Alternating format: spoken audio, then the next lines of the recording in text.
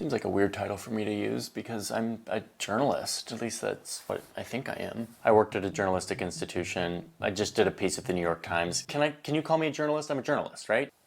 Now I'm feeling insecure. Okay, so whatever. I'm a journalist, but I kind of hate the news. Let me explain.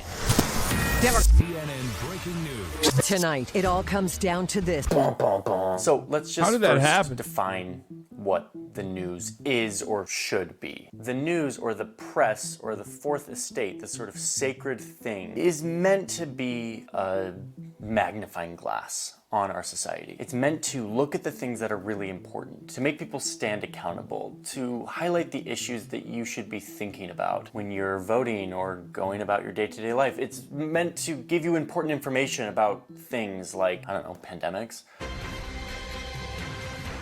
Clearly, Nickelodeon is pushing a global warming agenda. In short, it's meant to keep the people informed and aware of what is important in the world. But as a news consumer myself, and as someone who wants to be informed and to understand how the world works, I find that the news less and less and less actually helps me do that. It is not But the now you're newspaper peddling in. You're peddling in these dishonesties. So I've been thinking about this, and I want to share it with you. I'm going to give you 3 reasons why I hate the news. Number 1, the news often tells you what isn't actually happening in the world. There's this Onion article that just sums it up so well. 0.0003% of things that happen actually matter. Oftentimes we look at the news and we see crazy things that are happening around the world.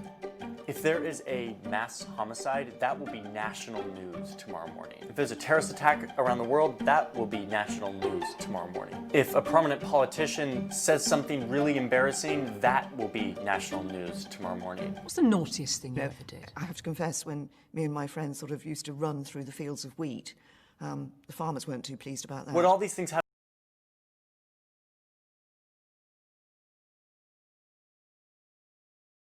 Really, dude? in common is that they don't happen very often. They're super rare. They don't teach us anything about how the world actually works. They teach us about how the world doesn't work and how sometimes it does. The outliers, the aberrations. My big problem with this is that someone who reads the news every day and uses it as their gateway into the world will often walk away with a completely delusional version of how the world works. They will assume that terrible things happen more often than they actually do. Our view of the world is at stake here. And when the information available to us is the stuff that doesn't happen very often, the stuff that's actually an aberration from the norm, we get a distorted view of how the world works. Number 2, the news has become way too fun. Meeting with a pirate? No problem. Tonight, President Donald Trump fighting for a second term as a deadly pandemic gets worse. You know what? This is the Congress of the United States. My old colleague Carlos Maza has thought a lot about how fun the news has become. I Hey. called him up and we chatted about it. How are you? I know, it's good to see your face. You see, for as long as we've had corporate news in America, is that we have a product that is trying to meet 2 very different objectives, or 2 very different incentives. What Carlos explained to me that was really helpful was that the news has 2 opposing incentives. The first incentive is what I talked about at the beginning of this video, which is to inform the people, to teach you what you should care about, to give you a framework for understanding the world, for highlighting important information that the public should know. But then there's this other incentive. Corporate media is trying to sell you a product, and they sell you a product by making you think you need as much of it as humanly possible all the time. So the newscast should be maybe an hour every day and then you're done, like go do your thing. You have this other incentive though, which is why you have a corporate media environment that is like always breaking. There's always a new thing that you have to worry about. So you have this basically impossible impasse of a product that you should not really need that much and serves a specific function being run by companies that want you to need it all the time. I am not distracting. What I am pointing out, for over a year and a half. I haven't been doing that. The hell you haven't. What this does is it incentivizes programming that is optimized to appeal to our senses, whether it's fear-based sensationalism or whether it's flashy graphics, article titles that are a little bit clickbaity. The economic incentive that is built into news makes it really difficult for news to honor that first incentive. I called him a moron, and then I modified that word with a vulgar Anglo-Saxon term that is also intelligible in Dutch. And instead, to prioritize entertainment and false feelings of this is important or this. Oh my God. That was fun.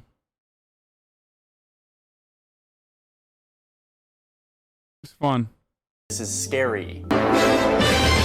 This is CNN. Breaking news. It seems like a really dangerous thing to be so subject to economic forces. Okay, my number 3 is that the news tricks you into feeling informed. For a long time, I read the news every single day. I would go on and read multiple different outlets, and I would feel that day like, check, okay, I believe that I'm an informed, smart person, and I've just sort of confirmed that belief. Because there's this sort of like glorification of the person who's like really up on the daily news. What I've learned is that that's actually not the case. A lot of people just check out, and that's a legitimate response. Like if the town crier in your village was constantly screaming 10,000 horrific things at you from other villages that you don't live in, after all, you'd stop really meaningfully listening to it because your brain cannot sort out what catastrophe is real and meaningful and what you shouldn't respond to. So you have this like kind of ambient anxiety always that makes it so that your brain becomes numb to the drug. You stop really caring about what you'd engage in. Spending a lot of time chasing the news cycle is a lot of mental energy. It's a lot of mental energy that could be applied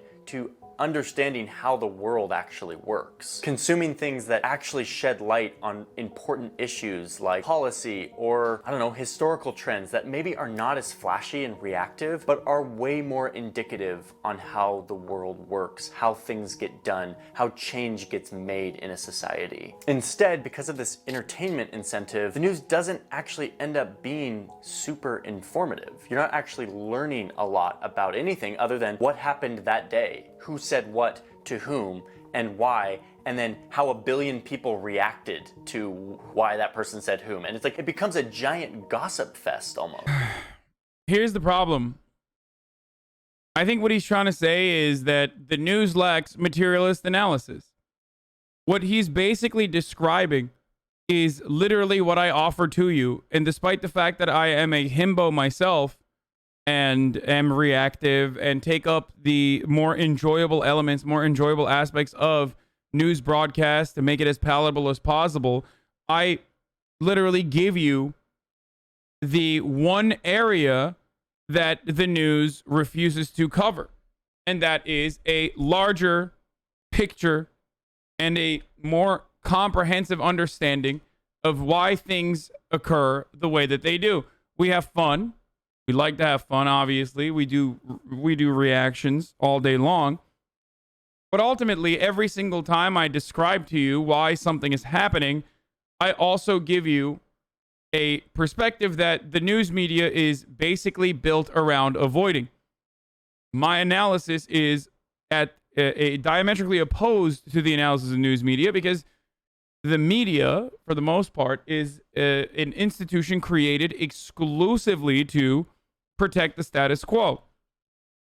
You can be super progressive and ultimately be like, oh no, capitalism is still great, blah, blah, blah, and like totally miss out on the fundamental problems. I would go so far as to say that Cenk even misses out on some of these fundamentals because of his liberalism, because of how much he loves being a liberal. Okay? Sometimes I'd say your CIA React was the best one in a while. I love that video. That was a great video. Binge watch like the Rockford Files. Netflix. Or Modern Love. That's terrible. No, it was really Modern good. Love makes me sick. How about Person of Interest? Ooh, I like that. That's a good show. Can I say something now? No. It's almost built to appeal more to our gossip impulse than to our desire to learn about the world. The epitome of this is this sort of like pseudo debate format that a lot of TV news takes part in. The 5-person talking head panel, you have a moderator who pretends to be relatively neutral, and then 4 commentators, 2 from the left, 2 from the right, who are arguing about whatever the topic of the day is. That format is a straight rip from ESPN. Like, those formats are a carbon copy of the arguing and almost like reality TV model that has been used in sports media for a while. This is not journalism. This looks like journalism because it looks like there's a robust debate going on. Stop it. You're abusing power right now on air. The funniest part about it is that this is not even that entertaining. If you notice, like, we rarely watch these highlights. Whenever I'm watching CNN and whenever I'm relying on CNN and shit, we often just look at like actual interviews of people that I myself would not have the opportunity to be able to interview. That's where they're good. Like, this shit sucks. I don't know if boomers even enjoy it, really, for that matter. It's like, I think it'd be more entertaining if someone was just like describing an issue. I guess, like, maybe it's entertaining. I mean, I'm not even saying debates aren't entertaining. Debates can be, but this format is silly. It's like you got fucking annoying neoliberal on the one side. You got reactionary conservative on the other side. And they're just basically trying to throw out as many talking points in like a 2-minute window as possible. At least debates on the internet are like 3-hour long debates where, you know, there's ups and downs and shit like that. It's a little bit more entertaining that way on the internet. Stop filibustering her. But journalism is about evidence. It's about going out and gathering evidence and scrutinizing it and then putting it together and presenting it to a reader. In this sensationalized news segment, no evidence is being examined or scrutinized or cross-examined. It serves no educational function. Regardless of what you think about politics, watching two people argue is not informative because it's too fast-paced, it triggers your tribal defenses, you're not gonna be open-minded, and there's no time to examine evidence. No matter how long that fight goes on for, you are not gonna learn anything meaningful from it. All will happen is that you will leave thinking, God, I really hate the other side, and God, my side is so right. It's the opposite of what journalism should be doing. You don't leave a debate like this any more informed. All you do is leave a debate like this with like an understanding that your side is right, the other side is wrong, and like how awesome that like the people who represented your side. What about the issue is?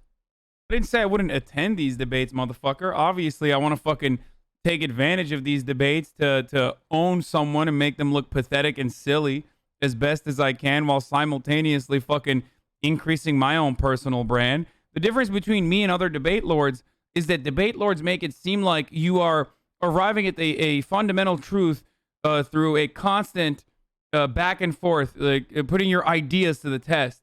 Like your ideas, your premises are your weapons, and you're constantly fighting with them. And then ultimately you arrive at the fundamental truths of the world. That's bullshit. That's just fucking silly bitch shit. Okay, you're a fucking silly bitch if you legitimately think that. I'm sorry. It's super delusional to think that. Okay, someone who is more rhetorically gifted than a person who is actually correct and is like legitimately correct and even more knowledgeable than the other person will always lose to the rhetorically gifted person. Okay, you can have an anxious fucking climate change scientist go up against Ben Shapiro and look like a clown while doing so. That doesn't mean Ben Shapiro is right. It just means Ben Shapiro is better at talking. He's better at trapping people into logical fallacies, which he then turns around and rationalizes. Okay, that's how it works. Now, while that is the case, does that mean that there is no utility in debates? Of course there's utility in debates. It's, first of all, it's pseudo-intellectual sparring, but it's also a good way to draw up a big crowd. It's also a good way to expose people from time to time for having like idiotic points of view. Right? Like, so there is utility to debates. It's just that like centering your entire worldview around debates is silly as fuck. And then you find yourself looking for that bloodlust rather than develop a coherent, cohesive worldview, develop actual moral grounding to launch your political ideology off of. You don't do that, and that's why you find yourself blowing away with whichever breeze. You go from Sargon to another person when another person owns Sargon, and then from another person you go to another person, and your ideology shifts. It jumps from one person to another over and over again.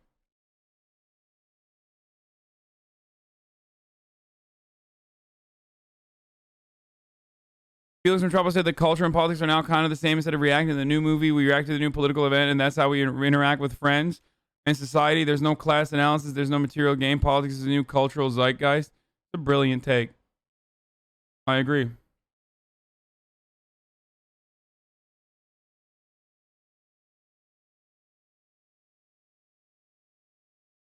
If debates were actually as important as mainstream media likes to present them as, then everyone would want to be involved in debate teams growing up.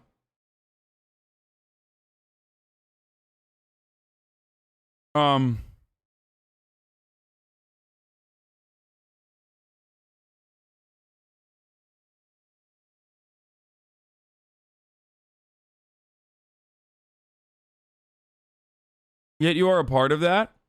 I mean, I have never lied about my interest in debates. Like, my interest in debate revolves around how much it can help me.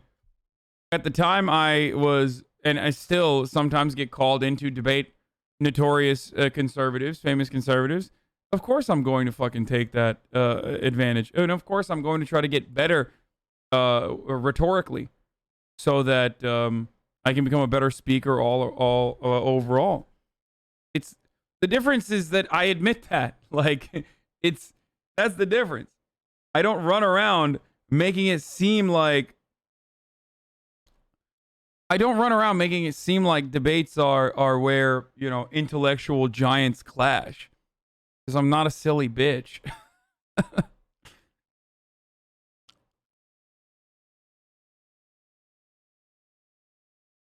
You lie when you debated Charlie Kirk about your progress in Not Light Soul thrice. Wow, good one, dude. We're like so hard.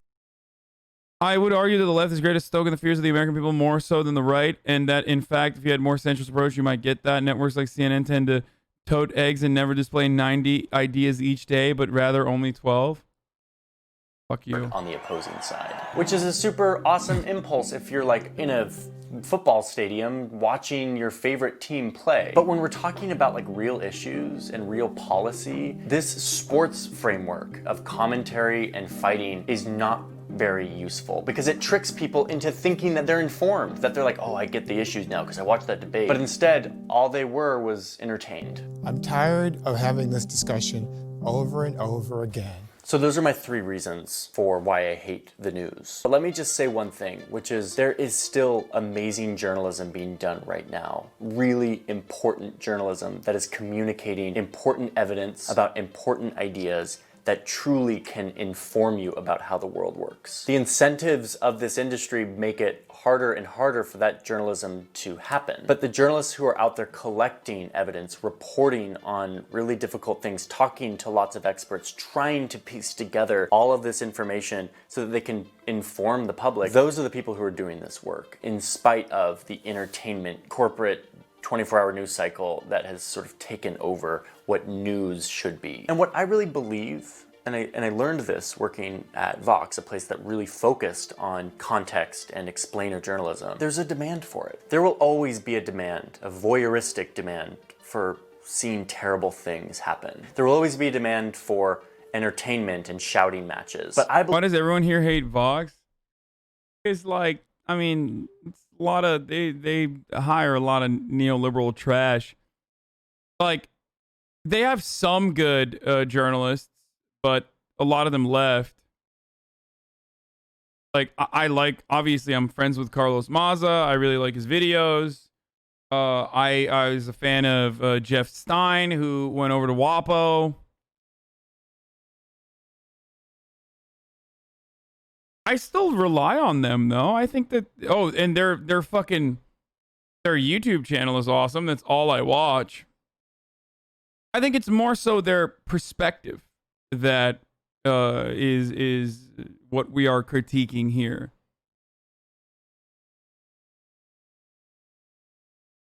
Seems dumb to disregard outlets altogether with no regard to what the article itself is. I completely agree with you.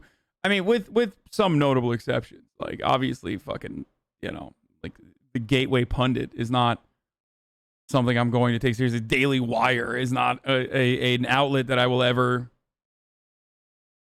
take seriously. I believe that most people want to understand. They want to understand why this certain policy will work and the other one won't. They want to understand the real debates, the philosophical and political debates that are happening in our system. They want to understand how our system works or doesn't work. And if only our news industry could focus more on that desire to understand, instead of this facade of information that is really just entertainment.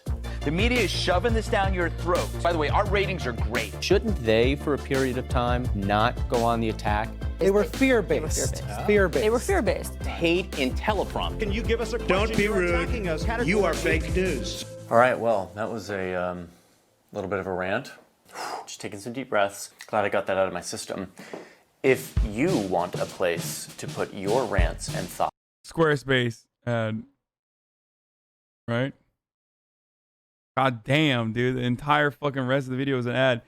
Yeah, it was all right. This was mid. What's your opinion on the guy we're watching now? I love Johnny Harris. I think he's a pretty smart dude. He's very clearly a super talented editor. He is also, how do I describe it? I mean, he's like a hipster from a different era. Like, he still operates like a 2007 hipster, which is pretty cool. I love that.